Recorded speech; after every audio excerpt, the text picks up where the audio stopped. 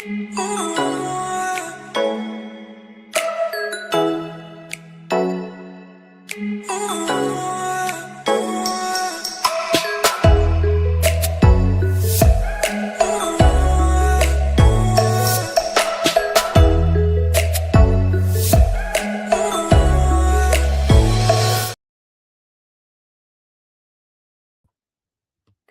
afternoon. Good afternoon. Thank you for joining me here on the Taz Effect, daily news in a way you did not know you could use. For those listening in over the radio airways at gcpr.live, thank you for joining. And for those watching YouTube, Substack, Facebook, and TikTok, how y'all doing?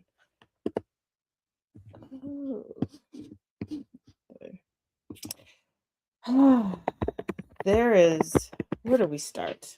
Where do we start? Because there's so much. There's ever so much. I guess if we're gonna start strong, might as well start strong. This is a direct quote. I will be impeaching Homeland Security Secretary Kristi Noem. Representative Robin Kelly, a Democrat out of Illinois, and yes, Illinois, keep doing the damn thing, because Illinois is amongst the states that is like, look, if nobody else is going to fight on any other level, we're going to fight on every level. Take notes and follow suit. She said, and I quote, I rise today to announce I will be impeaching Homeland Security Secretary Kristi Noem. Secretary Noem has violated the Constitution and needs to be held accountable for terrorizing our communities. Well,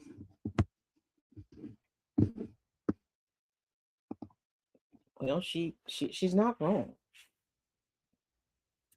She's not wrong at all. And the Trump faithful, if you will, I think we may not be getting as many polls as we're used to, because every time they're polling, people aren't liking them very much. And along with that, let me say this to you all. We've known for a while that MAGA has never been the majority of the United States. Not a day, okay? Not a day.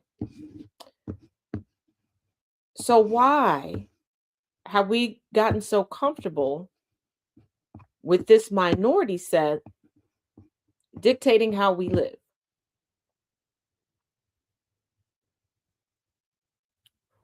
I want you to think about that for a minute. And it continues to not be the best week for Trump. Because remember, his little hand-picked, met her on the golf course. She had the look attorney that he was trying to push through to help him, on his redemption campaign. Well, Justice Department slams Trump-appointed judge for questioning Lindsay Halligan's authority. Because remember, they keep saying that the only way Trump is losing is because of Democratic judges. Well, we don't really know the political leanings of a lot of these judges. We know who nominated them. We know who appointed them. But that does not mean that they align politically. Because as POTUS, you want your legacy to be solid. So you want to choose the most qualified people that you can at the time to appoint to positions. Minus Trump. Because we know he looks for who he thinks he can intimidate and who he finds attractive.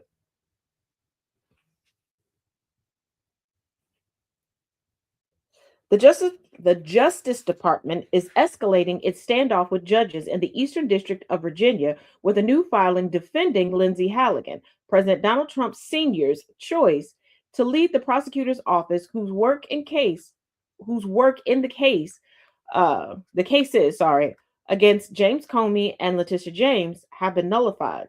The filing accuses federal judge David Novak in Richmond, a Trump appointee, of trying to coerce the executive branch into conformity. Y'all want to tell him?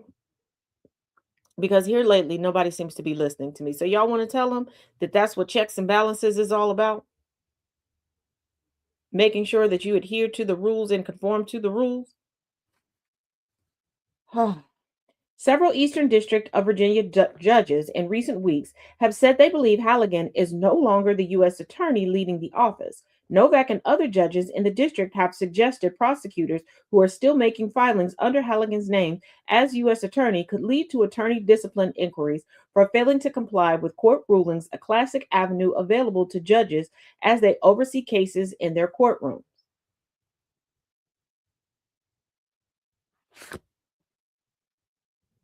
The Innocence Project is going to be busy, more busy than it had already planned for the next several decades.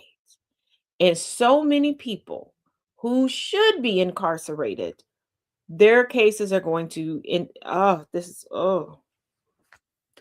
welcome to the shit show.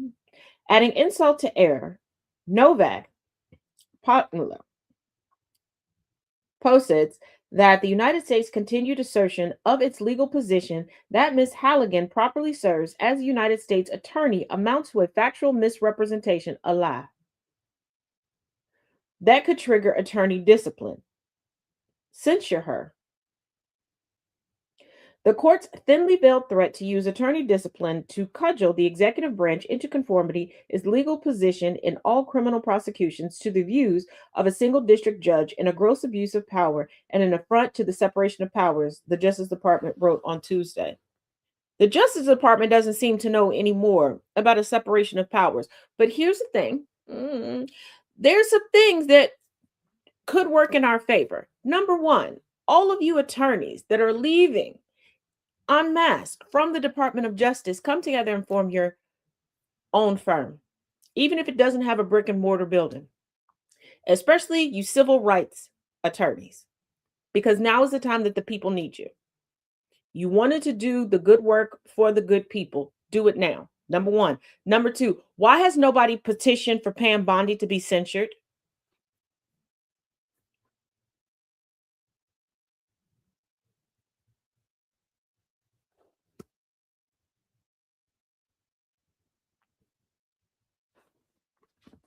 Just a question.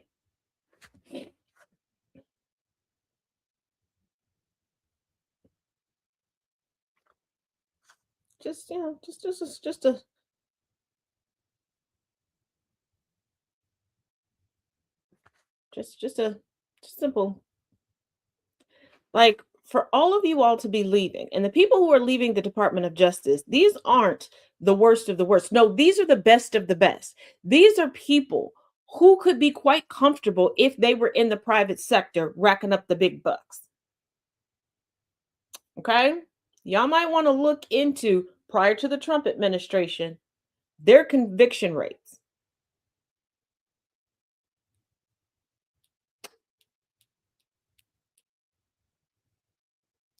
Because if ever I had to step into criminal proceedings, there are two entities that I never want to sit on the opposing end for. Okay. I would rather be a witness for them, an expert for them. Okay.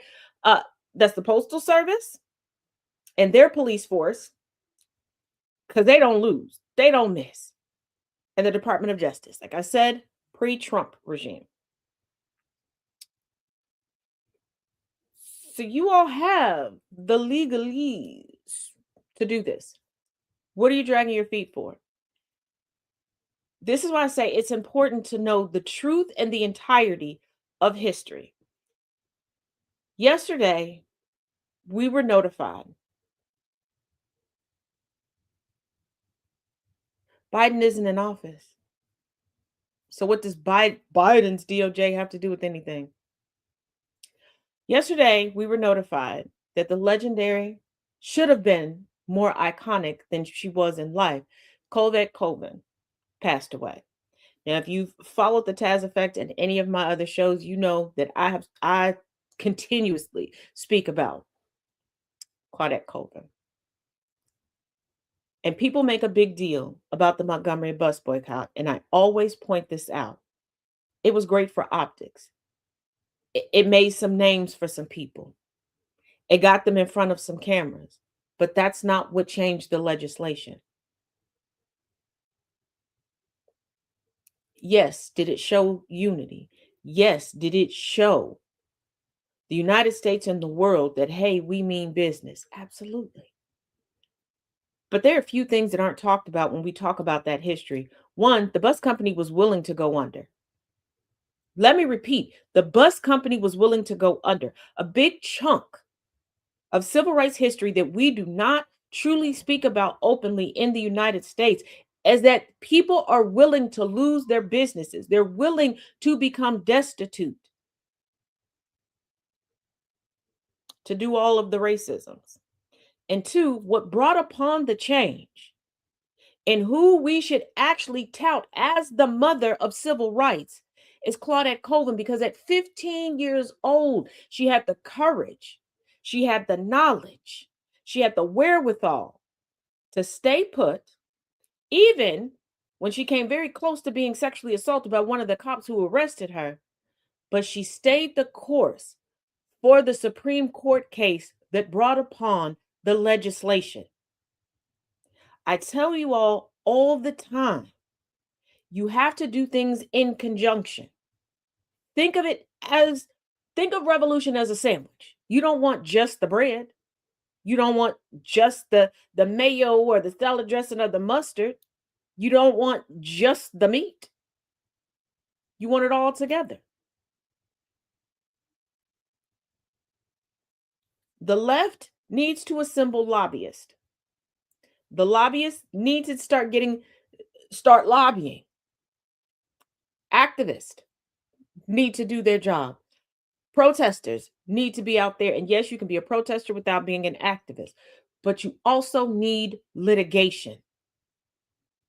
As much as you want to criticize the conservative right, they're consistently, preemptively going through the legal system. Now, generally, the precedent that they set, they don't realize benefits the rest of us more than them, and then they cry about it, but you have to do it in conjunction. Go through the legal system to change the legislation. Create and push forward legislation of your own and be mindful and studious in your voting. Stop convincing yourself and others that voting doesn't matter. If it didn't matter, they wouldn't be quaking in their boots every time it gets close to or it's time for you to step into that voting booth. Do you really think that the top 1%, as much as they hate to spend money because they are the kings and queens, the grand poobahs of getting free stuff out of people, do you think that they would be dropping millions upon millions of dollars to block your vote?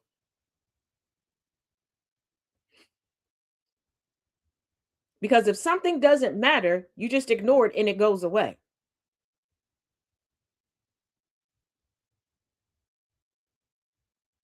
If they're just gonna do what they want to do, we wouldn't have systems of checks and balances, and they wouldn't consistently, especially attack the Black community. Always, well, what is this person going to do specifically for you? Once you become a politician, you are representation for everybody. Like it, love it, skip it, or jump it. It is what it is. Voting for what somebody is going to do specifically for your community is stupid. Because last time I checked, even if a community, a physical geographical community is predominantly a certain race, predominantly a certain ethnicity, it is not 100%.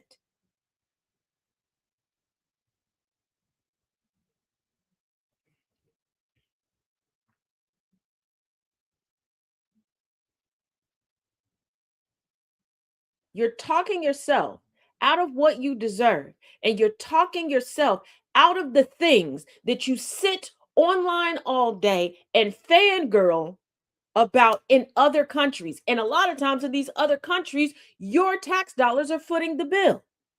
You're hooping and hollering saying that abortion is not medicinal, that it's not a medical procedure, but you're paying for them over in Israel. And for those of y'all that believe that Jewish people are God's, the Christian God's chosen people, yeah, sit with that. You're sitting here saying universal health care doesn't work, but hey, MAGA, newsflash, universal health care is what saved Trump's life when he had COVID. Universal health care is what all your MAGA politicians up on Capitol Hill will have for the rest of their lives on your dime while telling you that you don't need it.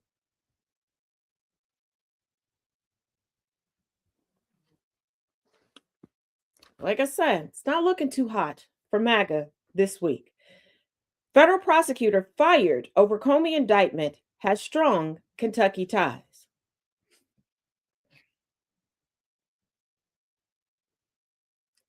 Who blamed Trump when I said that he was saved by universal health care? Listening and comprehension is fundamental.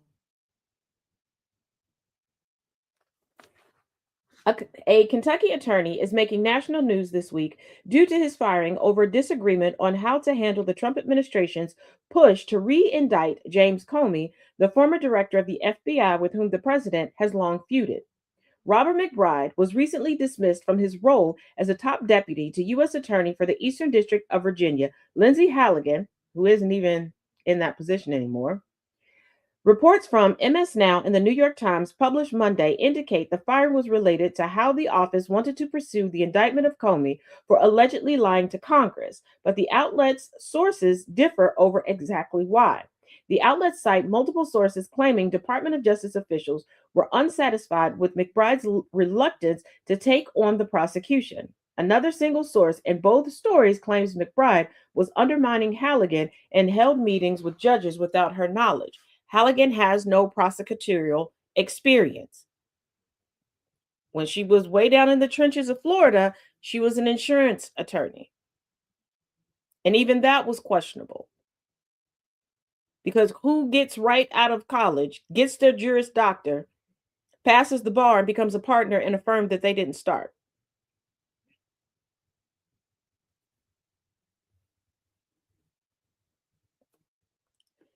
And here's the thing. Continuously forcing out and firing the best attorneys, it doesn't bode well. And let us not forget that in the handful of court appearances that were had in regarding Comey's indictment and Letitia James's indictment, Halligan had brought in an attorney that would be lead that hadn't been briefed on anything, that had not been a part of anything. I need you all to start to realize money and a title does not automatically make someone good.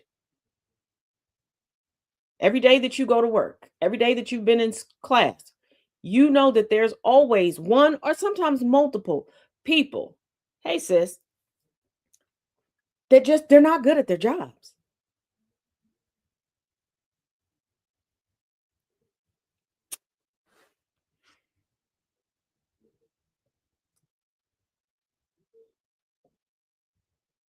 But I guess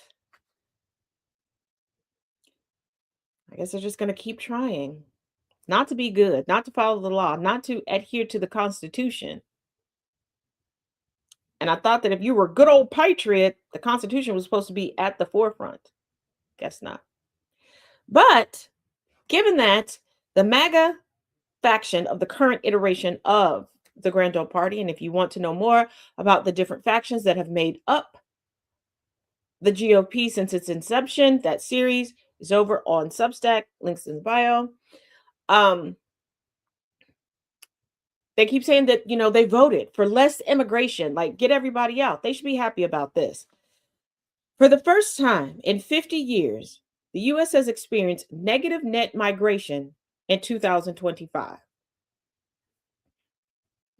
The U.S. experienced negative net migration in 2025 for the first time in at least half a century as a result of the Trump administration's immigration crackdown, according to a report released Tuesday by the Brookings Institution. Although the administration has undertaken aggressive removal efforts, the negative number is mostly due to a significant drop in entries into the US, the report says. Other countries have travel warnings for the United States. People who booked hotels, booked Airbnbs, booked restaurant reservations, booked car services, purchased tickets are asking for refunds. They don't even care if they get a full refund for FIFA because look at where soccer is most popular.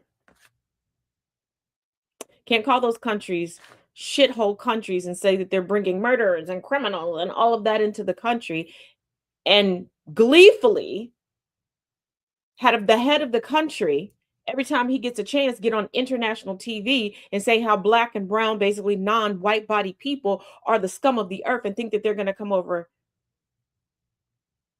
and spend money over here. And who does that hurt and who does that affect the most? Yeah. Yeah, the citizens that were promised affordability, then $5,000 Doge checks, then $2,000 Trump checks from the tariffs.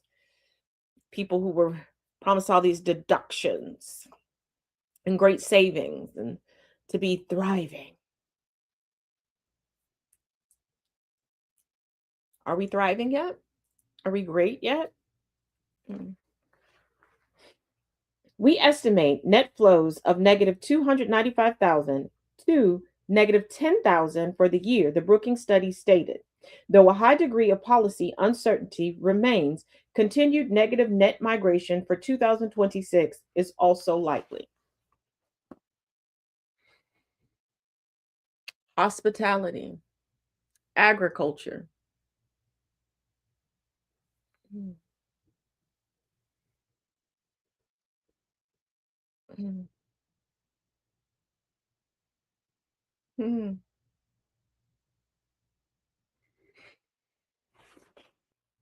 I bet you would have been happier to be stuck in the house again because of COVID than being stuck in the house now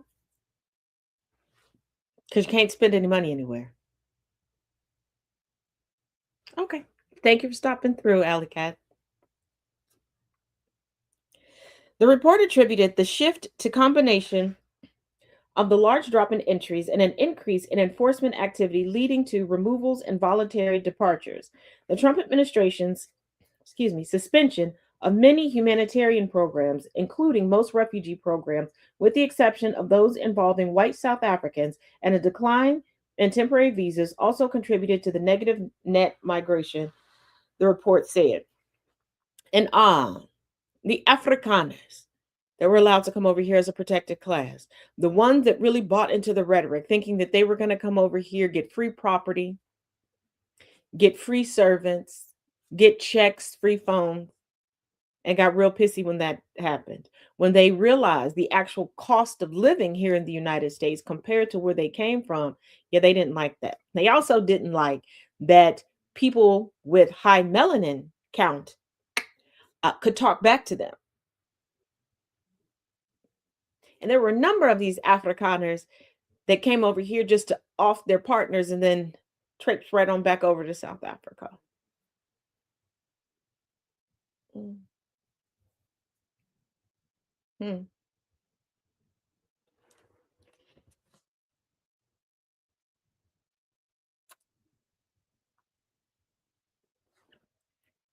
But the country that has long marketed itself as the melting pot of cultures and diversities.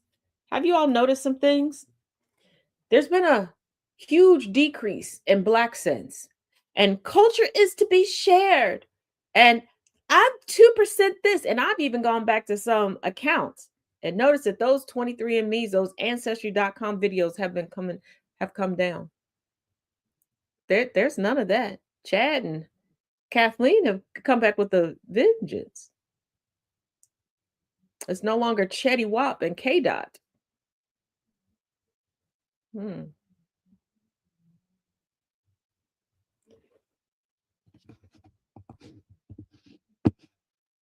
Interesting. Oops.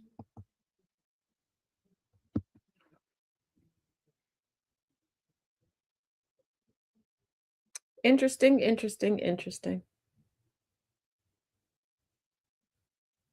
There's no longer an influx of rage baiting, non deconstructing white women getting box braids and trying to teach people how to take care of locks or trying to give you a tutorial on starter locks. There aren't long dissertations on non deconstructing white women in interracial relationships talking about Black women can't stand them because they're superior. The one woman that notoriously put up a video on Instagram and TikTok talking about she's been told her whole life she's blacker than most Black women. She's changed her whole shtick in order to continue to get paid. Isn't that interesting? And then the president, Donald John Trump Sr., is telling Iranians, don't stop protesting. Make a list. You know what? I don't want to paraphrase him. I don't want to paraphrase him at all. Take a listen for yourself for what he had to say. And by the way, to all Iranian patriots, keep protesting, take over your institutions if possible, and save the name of the killers and the abusers that are abusing you. You're being very badly abused. If the numbers are right now, I hear 5 different sets of numbers. I hear numbers. Look, 1 death is too much. But I hear much lower numbers, and then I hear much higher numbers. But I say save their names because they'll pay a very big price. And I've canceled all meetings with the Iranian officials until the senseless killing of protesters stops. And all I say to them is help is on its way. You saw that I put tariffs on anybody doing business with Iran. Just went into effect today. And I say make Iran great again. You know, it was a great country until these monsters came in and took it over. He still refuses to learn the definition of tariffs. So we, the people of the United States, are going to get punished because Iran is like, hey, we ready to go to war. Screw what you said. Nuck if you buck. Bring it. But this is the same man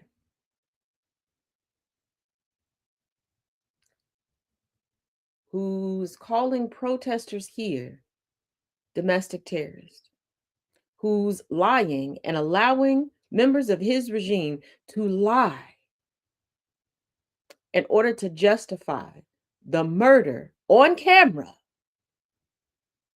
of protesters. Now, I don't normally agree with him, and I normally say don't take any advice from him, but this time I'm going to say take advice for Trump. Before you come out the bag on me, hear me out. Keep track of their names.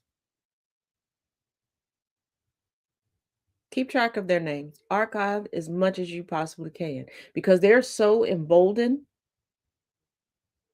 They're doing things specifically for clicks, likes, and views. Yes, we have a current administration that's worried more about social media than anything else.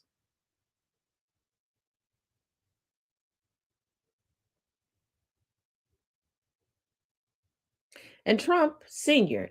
is so egregious. And like I said, point out that he's Trump Sr. because he doesn't like that. But he's so egregious that he addressed Mrs. Good's father, who voted for him.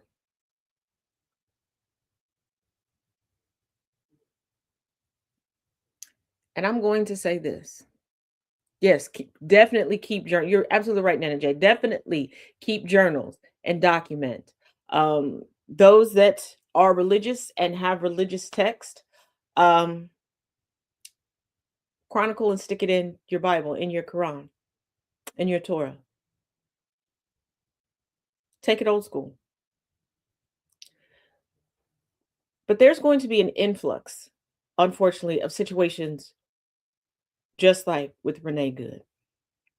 And what do I mean? People are going to have family members and friends, former or current, that voted for their murder, that voted for their deportation. Just like some of the most staunch racists, and it's coming to life as people are flooding the internet with more information in their own personal and familial archives. That yeah, now their family doesn't look like them and their family isn't around them. There are a lot of people who are going to carry tremendous guilt, as they should, because of their vote. We saw the progression of wives crying because their husbands are being deported or kidnapped, and husbands, minus a few. There are a couple husbands that I'm like, I see what you voted for. This was cheaper than a divorce, huh? But yeah,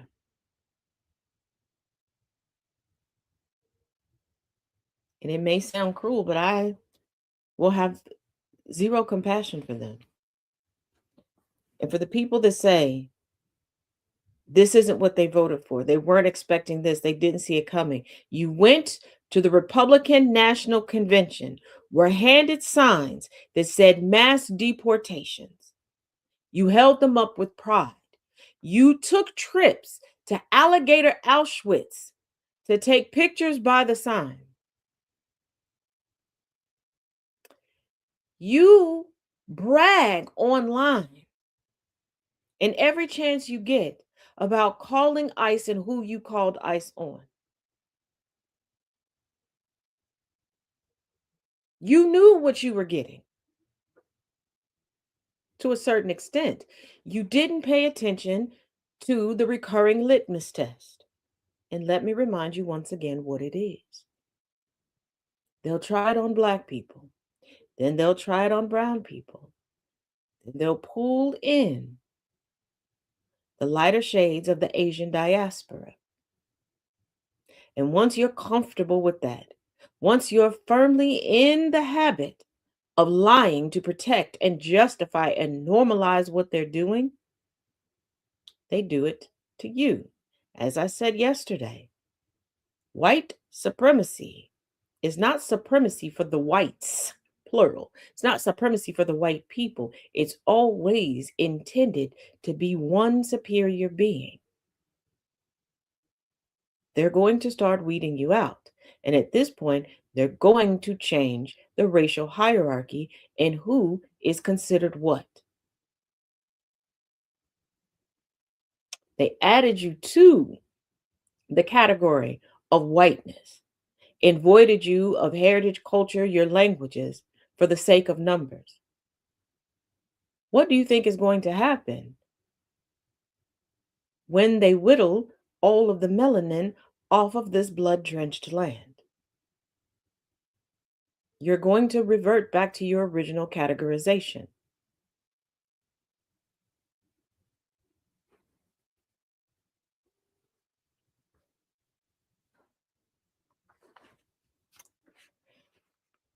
And yet another Trump blow for the week.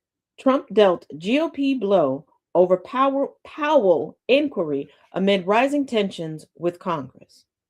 The Department of Justice's criminal investigation into Federal Reserve Chairman Jerome Powell has unleashed a flurry of rare rebuke from congressional Republicans and rebellion that could torpedo future Senate confirmations to the nation's independent central bank. The saga marks the latest in a string of recent breaks from President Donald Trump Sr. by members of his own party, his own faction, as he approaches the 1 year mark of his second term. Yeah, we're still not there yet. We won't be there till Monday. That's the 1 year mark. With GOP lawmakers bucking him just days ago on further military actions in Venezuela, reinstating expired Obamacare subsidies, and the desire to take Greenland by force. I think it's really important that it get resolved quickly and that there not be any appearance of political interference with the Fed or its activities, said Senate Majority Leader John Thune, Republican, warning of challenging confirmations ahead under the cloud of investigation. Senator Tom Tillis, also a Republican, is vowing to wield his power on the Chamber's Banking Committee to thwart any of Trump's future Fed nominees until the DOJ inquiry concludes, which is based on allegations from Trump and administration officials that Powell may have lied to the panel in testimony last year about a renovation of the Federal Reserve's Washington headquarters. And I don't know how many times Jerome Powell has had to pull out the paperwork on that. He's a money guy. When they sat down to question him, he brought all of the details, all of the financials.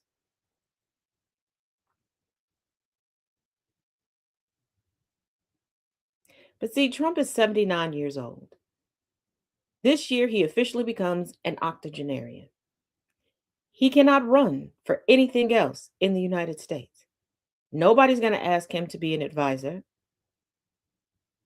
He could go on a book tour, he could go on a speaking tour, but how many people will be able to pay him for that to occur?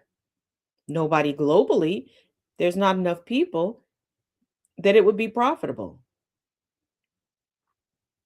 They're looking at the realization that MAGA didn't become the Birchers, the Reagan coalition. It's not the Tea Party 2.0. Hell, it's not even the stalwarts faction of the GOP.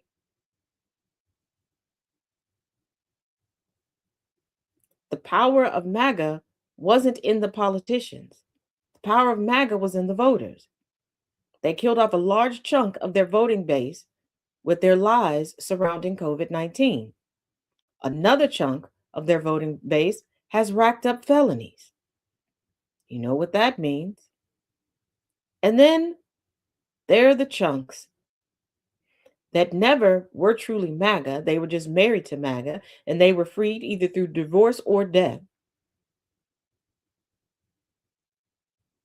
And there are people that finally 2 plus 2 is beginning to equal 4 instead of 44. And that next generation, those children that they were banking on just coming out and being fervently MAGA, yeah, this is what happens when you do indoctrination overload. Remember all the MAGA birthday parties? Did you notice that those birthday parties were for children? Not the adults that could vote. They had, I guess you could say, MAGA themed weddings, but usually it was one person featured, or the colors happened to be red, or just the bride had a MAGA dress, but everybody else wasn't along with it. When it becomes your entire personality, those kids, they're sick of it. They wanted Paw Patrol and Miss Rachel and Bluey. And you gave them a middle-aged man that mommy and daddy are spending all the good McDonald's chicken nugget money on. People blew through their retirements and their children's inheritances. And these children now have to go in their own pockets for parents that they questionably like, for them to be able to live now that they're retired and seemingly have no discernible transferable skills for today's workforce. I want you to think how you would have felt. It's your birthday. It's your prom. It's your quinceañera. You're a debutante. So it's your coming out ball. And you're being forced to make it all about Trump.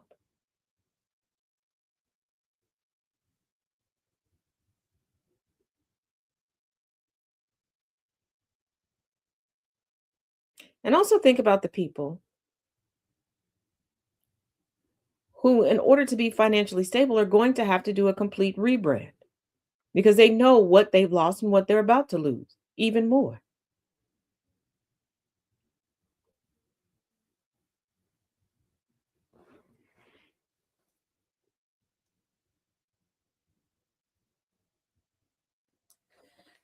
And above all, let me remind you of this.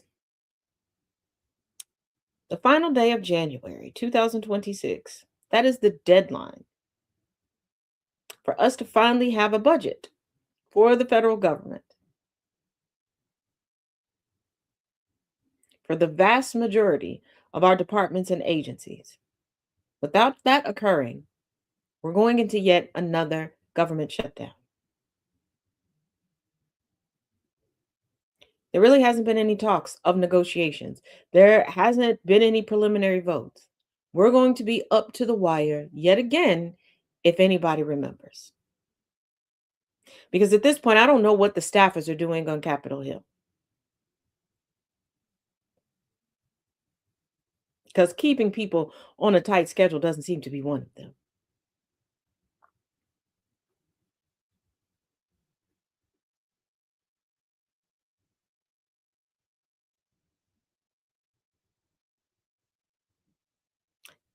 And I don't think anyone should be comfortable with the idea of us embarking on yet another government shutdown while Trump is trying to play chicken with world leaders, multiple world leaders. And speaking of Trump trying to play chicken with world leaders, Otako Tits himself, Donald Trump issues NATO Greenland warning before White House showdown. President Donald Trump Sr. said anything less than U.S. control of Greenland would be unacceptable in a warning to NATO allies about Arctic security ahead of a White House meeting with Denmark on Wednesday, today, to discuss the strategically important island, a semi autonomous Danish territory. The United States needs Greenland for the purpose of national security. No, we don't. It is vital for the golden dome that we are building. Y'all do know that he believes that the Iron Dome in Israel is a literal iron dome. And who would think that from a military utilizing gold would be the option for military equipment? For somebody who comes from a long line of avoiding conscription, of avoiding military service, and then Trump himself hating the military,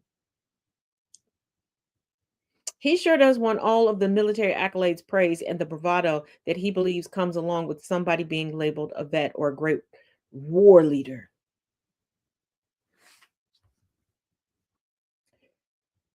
NATO should be leading the way for us to get it. No, they shouldn't. Trump wrote in a post on Truth Social. I keep telling y'all, Truth Social is where truth goes to slowly, painfully, systematically die. Truth is getting tortured over there. Somebody should go over there and save Truth. If we don't, Russia or China will. And that's not going to happen. No, they're not. Militarily, without the vast power of the United States, we actually suck. Bigly. Much of which I built during my first term. No, you didn't. No, you didn't. All you did was build bigger blockage in your arteries, allegedly. And am now bringing to a new and even higher level of what? Disappointment? Did you forget how you gutted and allowed whiskey leaks to gut the top officials of the military? Like, y'all keep getting rid of the best of the best. And right now you got the military stretched extremely thin. Dummy. NATO would not be an effective force or deterrent, not even close. They know that. So do I. Everybody will whoop our ass. And everybody been waiting to whoop our ass. Okay. And they've been waiting specifically to come over here, knock on our door, ask our parents if we home and whoop our ass. Like, they've been waiting to sneak us for a minute. A man was permanently blinded by ice. Yes. But all of this bravado, like, oh, the United States is so best, we don't lose to anyone. What? Like, I need y'all to make up y'all mind. Because remember the whole reason for the lock them up. And why we were supposed to be upset with Biden over Afghanistan when it was Trump that decided to pull that ish right before he had to step out of office.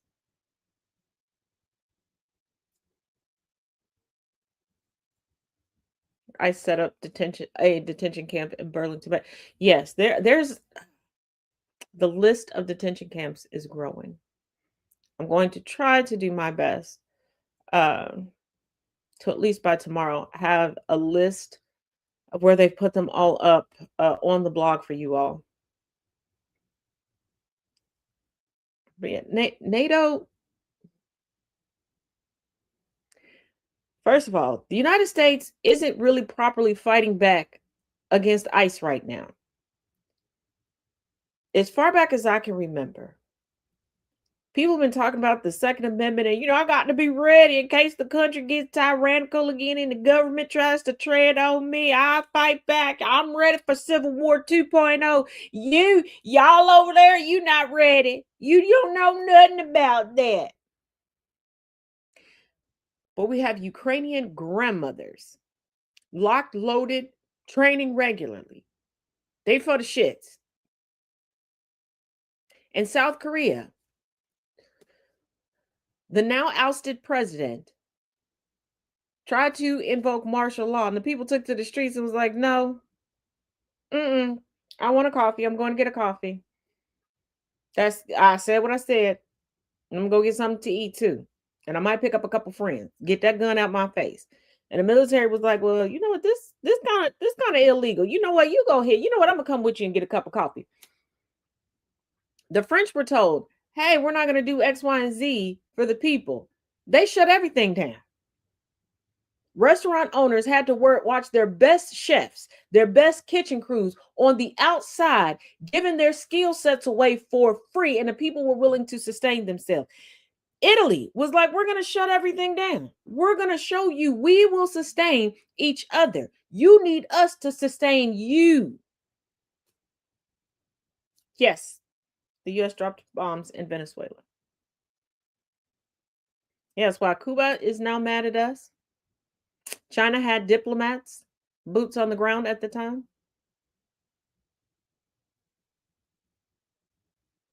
Yeah.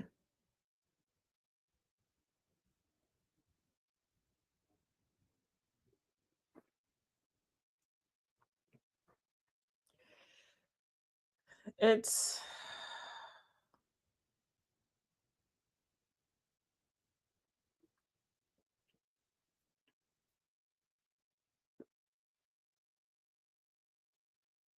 we are a mess. And I'm like, I don't know why y'all think. I know that, well, I do know why people think that the United States should just go in and take everybody out. It's because most people learn history, heavy with the quotation marks on that, from movies. Movies with a triple, sometimes quadruple or quintuple scoops of poetic license. A lot of infantilization of our parts in wars. No. And here's the thing, there's one thing that the United States military, especially in times like these, you better hope another Philippines doesn't happen. And what do I mean by that?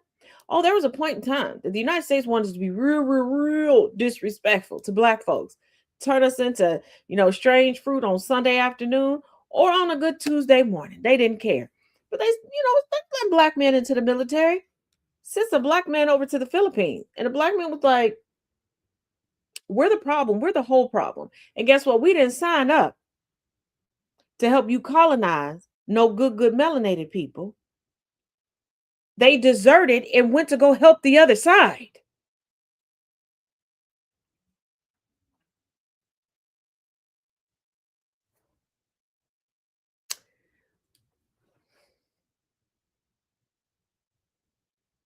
We get more help from other countries. We are sustained because of other countries. Hell, we have to pull and entice the best of the best from around the globe just to be mediocre over here.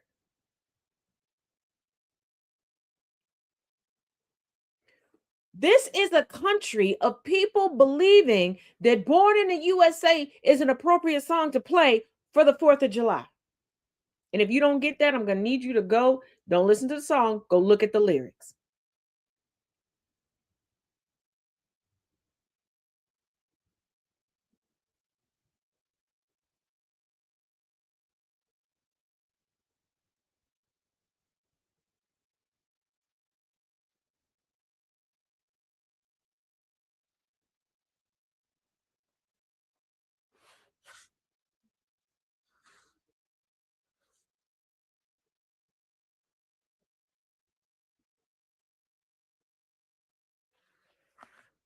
And in regards to this meritocracy, once again, heavy on the quotation marks for those listening over the GCPR radio airwaves, this rolling back of regulations and all this stuff. Remember that UPS plane crash that devastated Kentucky in November of 2025? The part that broke, that caused the crash, had failed 4 times in a different aircraft years ago. Hey, Tristina, shouldn't have been on that plane. Oh, and there's an outbreak of norovirus on a cruise ship right now.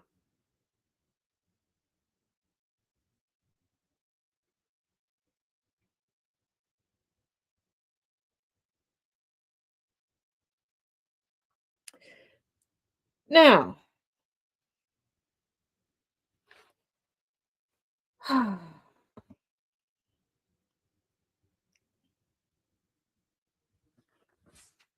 Danish, Danish official says there's a fundamental disagreement with Trump over Greenland. No, it's not. I'm gonna need y'all to stop being polite to him. Once again, Kim Jong Un. I know we don't ever see eye to eye. Okay, I've written some strongly worded things to you online over the year. Okay, I don't know if that letter I wrote ever got to you. Not sure. Nobody came knocking on the door, so I'm gonna guess no. But that's water under the bridge right now. Okay, we can go back to being staunch rivals in a little bit. Can you pretend to be sick for a little bit and just let your sister take over? I don't think it'll take too long. Once she and just tell her, just tell her. As a matter of fact, you ain't even got to tell her. Let her get on TikTok, okay, and get her a True Social account. Let her look at the White House official TikTok account and just let her peruse the parameters of True Social. And then let go and let all of the gods, okay? Just I never thought that I would say this in my lifetime, but we need the crazy that is your sister. We need somebody to pretend to be diplomatic while realizing that Trump is a huge problem that needs to be put in its place. Just do us that little solid, okay? Do us that little solid, brother. Mm. A top Danish official said Wednesday that a fundamental disagreement over Greenland remains with President Donald Trump after highly anticipated talks in Washington with Vice President J.D. Vance and Secretary of State Marco Rubio. The two sides, however, agreed to create a working group to discuss. It's going to be on Signal. How much I want to bet it's going to be on Signal? A working group to discuss ways to work through differences as Trump continues to call for a U.S. takeover of the semi autonomous territory of NATO ally Denmark. How about somebody just tell him that this can't be done and it shouldn't be done? How about that? How about we do that? Hmm? How about that's what we do? Okay. Okay. How about we do that? That'd be a lot more beneficial. I'm gonna create a work and get no. How you gonna tell?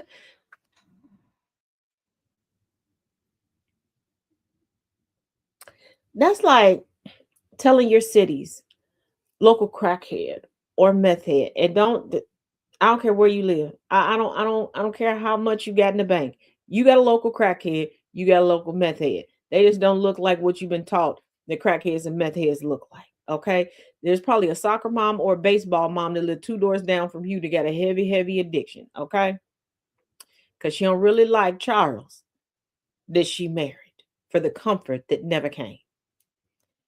But that's like them coming to you, going, I like your house. I want your house. We can do this the easy way or the hard way. You're like, no, this is a fundamental disagreement. I'm not giving up my house. You don't know how long it took for me to, all the real estate agents I talked to, how many houses I had to go through, how long it took us to get it renovated and decorated the way that we like it. You can't have it. Okay. Then they're like, you know what? Fair enough. Why don't we put together a working group to discuss how I can get your house.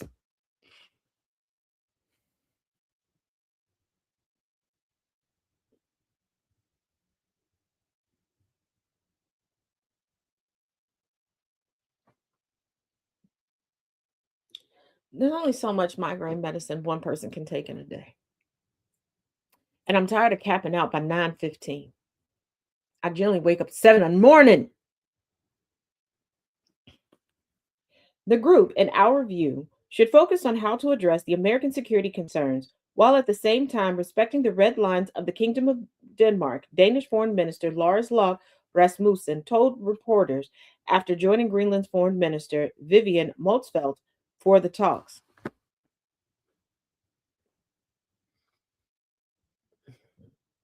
We've had presidents far smarter than Trump. Well, we've had preschoolers far smarter than Trump, but I digress, okay?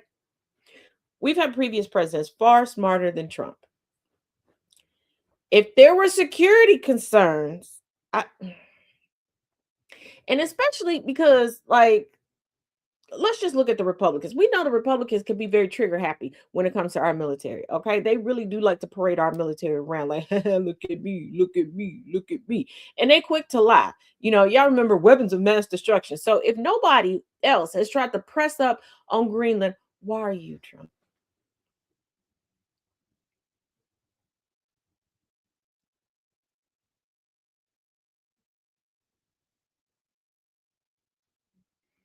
And for somebody who seems to have oily bottom shoes when it comes to life, with no life alert button, and is so fearful of going to hell, his words, not mine. I don't think that he'll be working on building a relationship that might get him to the pearly gates. Maybe not necessarily through them, but at least to the pearly gates to try to explain his wayward ways. And before somebody comes in here trying to explain, yes, I know how things go. Just a little levity for the moment. Trump is trying to make the case that NATO should help the U.S. acquire the world's largest island and says anything less than it being under American control is unacceptable. Having to look at your face every day is unacceptable. Someone say shit bottom. I mean, that's what he is. That's that's what he is. He's a mm, ugh.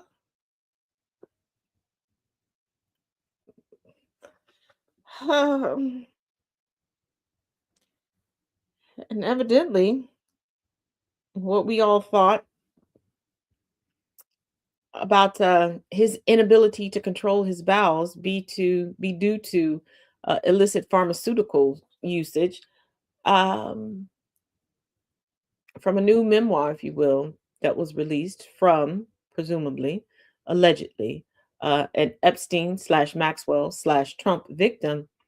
That's not why he can't control his bowels. He has something rammed up there. And I have not given a full reporting on that information. I started going through it. I started listening to it. It is very heavy. It is very deep. It is very dark. And I'm still a human being. And I'm still trying to process how to report on this.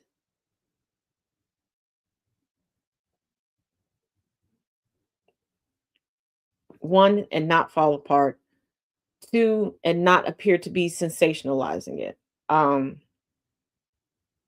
I do not have a reputation for doing that. But sometimes, depending on the wording that you use, it can come off that way. And let us not forget that yesterday, for the latest book series that I'm doing, we're going through Nobody's Girl by Virginia Roberts Giffray. So it it's heavy. Lord Jesus. Nana J, what did you not the hamster? It wasn't exactly hamsters. It was I also have to find a way that I can describe this that I don't get a strike on the social medias. Yeah, reporting on that might be exclusive to YouTube because I can't make it a Patreon exclusive because there's rules on Patreon regarding sexually explicit material. And before somebody comes on here going, I know, blah, blah, blah, blah, blah, and they do sexual on Patreon. I am black. I am black. For those listening in over the radio airwaves at gcpr.live, I am black. It's far, far, far large, far more destructive to the rear, rear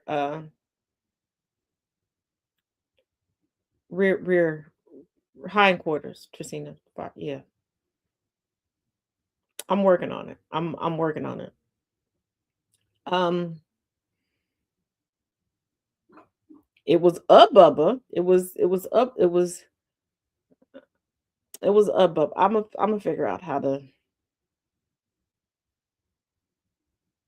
because I want to get it across so people understand like how in the throes of just nasty, despicable, and creepy this man is, but still be mindful and respectful to the victims. Because when I was thinking it over, the first thing that popped in my mind, like y'all would get it, but I was like, some people could take that as a jokey joke, and I don't want to do. I don't want to do that. So yeah, this is why I tell people, I tell you all the time, on some stories, you got to give me some grace because some things are very touchy, and I don't speak on. Just like the Uvalde case, I am leaving that coverage to the parents. I feel like that is the most respectful and tactful thing to do. Um, no, I'm not worried about being considerate to him, Nana J. I'm worried about being considerate to the victims. Um, yeah. So I don't. Oh, here it is. So tonight we'll be getting into. How did I?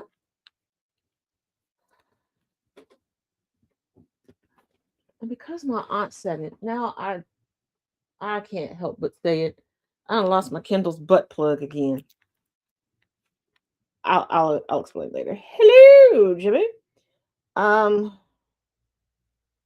for Nobody's Girl for Virginia Giuffre, we will be picking up at the start of chapter 2, Growing Together, and that will be at.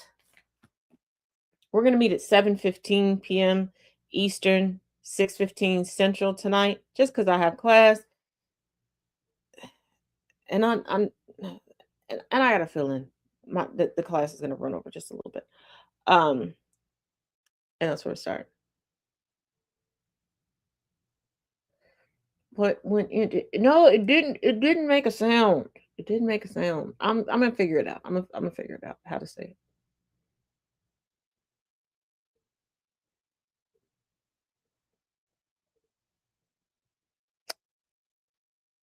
Think wiffle ball. Yes, wiffle ball bat. Wiffle ball bat. Forcefully, because this was a victim that did this to him. Yeah, so think wiffle ball bat. Yeah,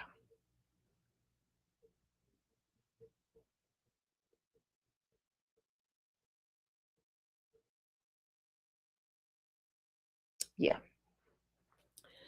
But as always, thank you all for joining me here for the Taz Effect. Once again, thank you for those listening over the radio airwaves at gcpr.live. Thank you all for tuning in and watching on Facebook, YouTube, TikTok, and Substack. For those that missed the letter from the collaborator on the book of Nobody's Girl from Virginia Roberts Giuffre and chapter 1, it is up in its own playlist on YouTube. You can find me on YouTube at TazJ77. If you would like to advertise on GCPR Radio, or sponsor a specific show, please go to gcpr.live and send us an email.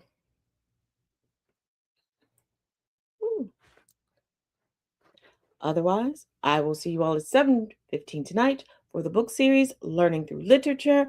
And everyone else, I will see you tomorrow, same time, same place, 3:30 p.m. Eastern, 2:30 p.m. Central, at all the places. And as always, each one teach one, each one reach one. And do not do anything that requires bail.